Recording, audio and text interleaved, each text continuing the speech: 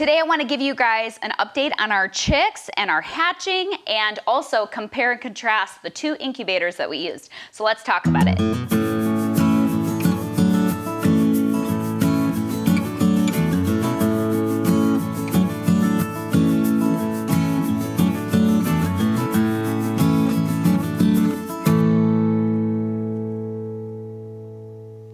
Hey everyone, welcome back to Heartway Farms. I'm so glad you're here with us today. Please hit that subscribe button so you don't miss any of our future content. We have so many things happening on the farm, and most days we're just taking you guys along with us and living life. We're a family of 8 living on our homestead in Illinois and sharing that journey with all of you. So make sure you hit that subscribe button. You can also go check out heartwayfarms.com.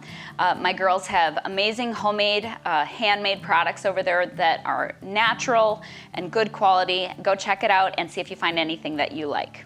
All right, so let's talk chicks. I promised you guys an update on our chicks, and it was such a fun journey to do again.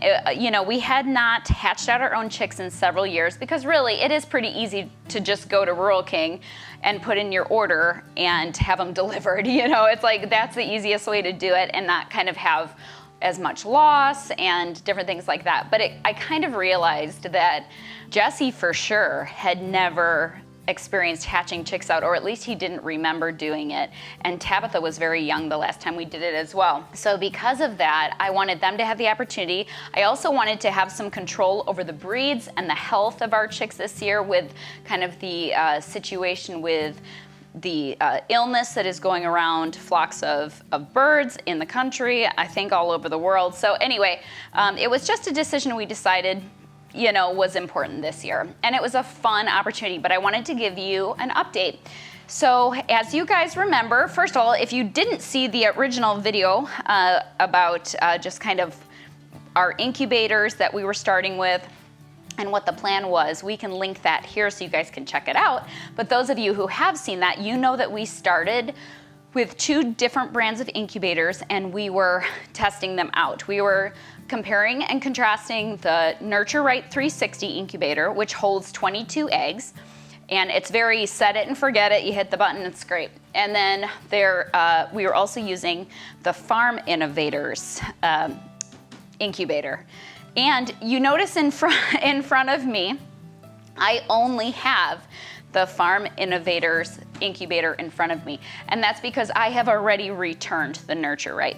And I'm just gonna talk you guys through our experience with it. So we bought the Farm Innovators incubator at our local Rural King. I think they carry them on Amazon as well because we got this comes with no egg turner in it. But as an additional accessory, you can buy the egg turner. And one thing that I loved about this incubator is it holds 44 eggs. So you're going through all this process and it holds double the amount of the Nurture Right. And I also, so our first Nurture Right that we ordered through Amazon came demolished. That is not Nurture Right's fault. I'm not holding that against them. Obviously something happened in transport, but the second one arrived safe and sound, and we set it up and we had these, I think Marie, wasn't it only like 2 or 3 days apart from each other that we did them? So we did the same exact thing with both incubators. So on the day that we wanted to put the eggs in here, I had Marie and the kids go out and collect fresh eggs from that day, and we put them directly into our incubators, both of them. Both of them were starting with the same best starting point. So they were fresh eggs. We only have 3 roosters for our entire flock, and we have quite a few hens right now. I think maybe like, are we at like 100 to 150 of actual hens-ish? So as far as numbers go, you technically would want more roosters or less hens to have a better chance of having fertilized eggs. So, but that's what we started with, and we knew that, and we were doing a bit of a test. And overall, it was really interesting because we had about 50% hatching, which to me was great, and I was really happy with that. And to me, we are gonna up our rooster count. We got a couple more. Marie requested some of our Starlight, because Starlight Green olive eggers. Let me say the right word. Starlight olive eggers. So I got a few of those roosters to add to our flock to help bring those numbers up. Plus, I think all of our roosters are California white roosters, so we wanted some variation in genetics. But we want to keep everything with those high production layers. And so that's another reason why we're hatching out our own, because we know they're good breeds and we want to just increase our flock. Okay, so that went really well. I was happy with 50%. But what was interesting to me, we learned a couple things. First of all, our California white eggs, out of all of the eggs that we put in the incubators, hatched the least. My thought is, after talking to Marie, is the Californians are great birds. We really think they're a great breed, and I like them better than the Leghorns. But I think it's hard for the roosters to catch them because they're very, very fast. Right, Marie? Like, they're very quick. So that is kind of my thought as to why maybe those California whites would not hatch out very well. But the other ones hatched out great. The brown eggs, the green eggs, they hatched out great. That's the Isa Browns and the Starlights. So let's talk incubators, okay? So the Nurture Right came highly recommended, and I know some people absolutely love it. So I'm not going to give the Nurture Right a bad review, but all I can base it upon is my single experience. I only did this once, but for me, it's not worth it to do it again. So we had 44 eggs in our Farm Innovators with the egg turner. I did check. I had an external thermometer, and I checked the temperature because this has a little screen on it that tells you the humidity and the temp, and so does the Nurture Right. And I wanted to confirm because, the best advice I can give you is sometimes incubator temperatures or thermometers lie to you, and they tell you, oh, it's holding at 99.5 degrees Fahrenheit, and then you check it and you're like, no, it's not. So because of that, I wanted to confirm. So the Nurture Right 360 was holding temperature accurately. What it said on the screen was accurate. The Farm Innovators was off by 1 degree.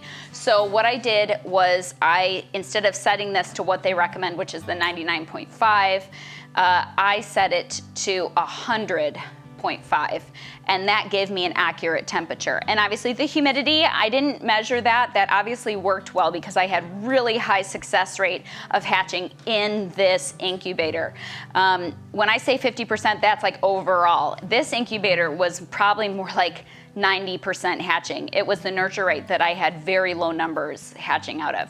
So like I said, the Nurture Right had the proper temperature, and I'm assuming the proper humidity, but I didn't test the humidity in either of the incubators. So when things started hatching, we had really good success with the Farm Innovators incubator.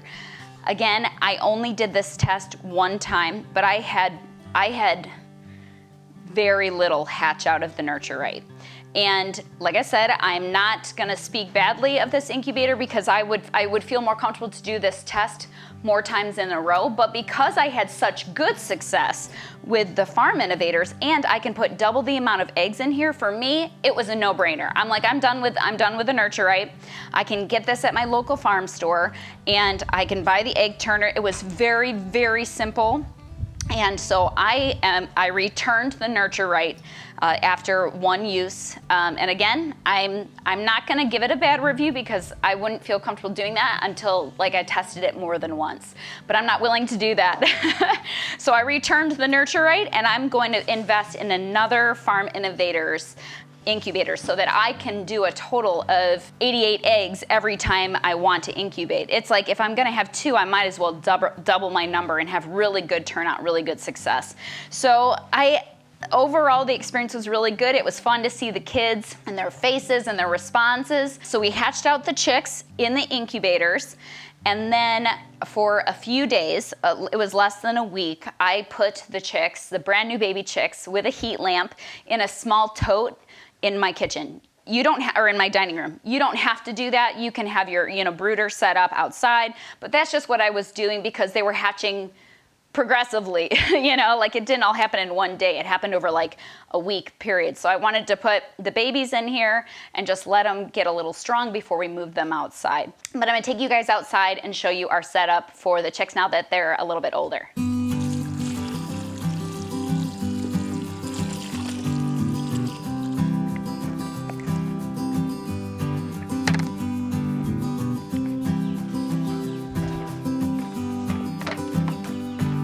All right.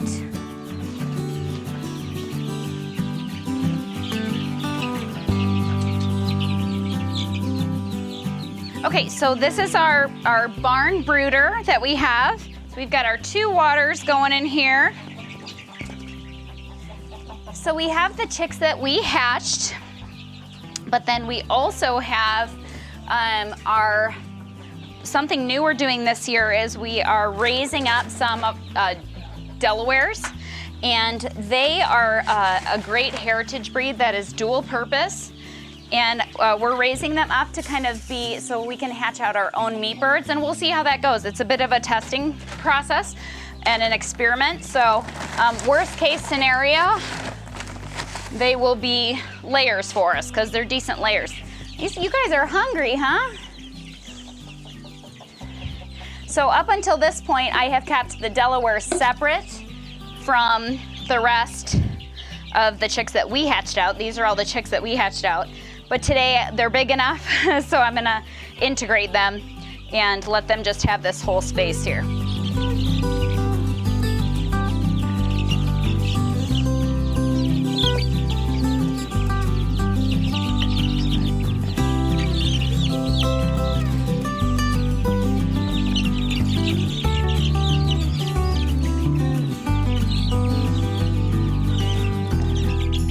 All right, last 2. And I'm still gonna leave the heat lamps in here because next week, I think it is, you gotta get Oak. This is who spies on me all day when I'm in here. He desperately, desperately wants to try the grain, and he's hilarious. And I just like to add fresh wood shavings down. What we do is we start with a little bit of wood shavings and then continue to add until they're old enough to go out onto grass, which will be soon. But because we have a little bit of colder weather, I'm gonna keep these 3 heat lamps in here. There's plenty of room for them to escape the heat. But yeah, we like to keep it nice and dry. The option of warmth, 2 big waters, and plenty of food, and keeps everybody happy. We will keep them in here until their feathers come in, and then we'll move them out to pasture.